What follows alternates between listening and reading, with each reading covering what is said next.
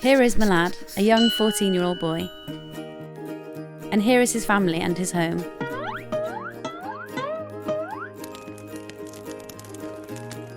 Milan loves football and often plays with his friends.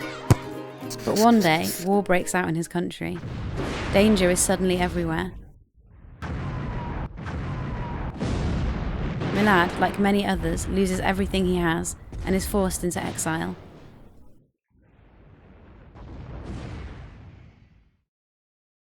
Alongside thousands of others, Milad flees to a neighbouring country. Today, 86% of refugees worldwide are like Milad and seek shelter in developing countries.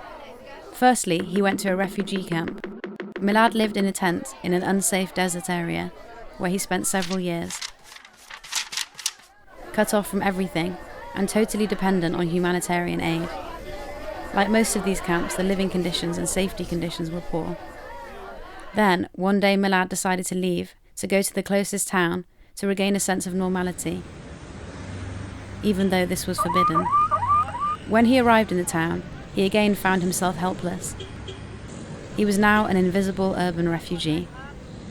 He had to watch out and keep a low profile so that he wasn't arrested by the police.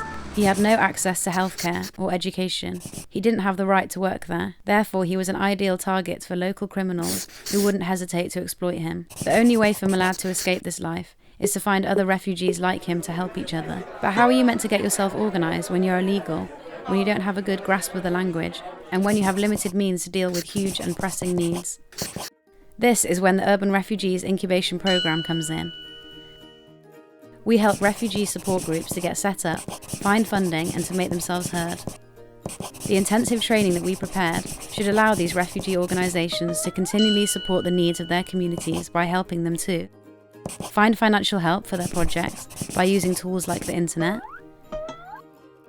Gain status for their association. Create a website. Be present on social networks. Communicate better thanks to an SMS service called Up, which allows you to send messages to an entire group without the internet, and to make themselves heard, particularly in international events. Wherever these populations in exile are seeking refuge, they look to spontaneously regroup and get themselves organised. But they lack the almost systematic know-how to be able to do this effectively. This need for social infrastructure is so great that when we launched an appeal for applications for our programme, we received responses from groups in more than 15 countries worldwide. Our first project will take place in Malaysia, where we will help a refugee self-help group for a period of 6 months.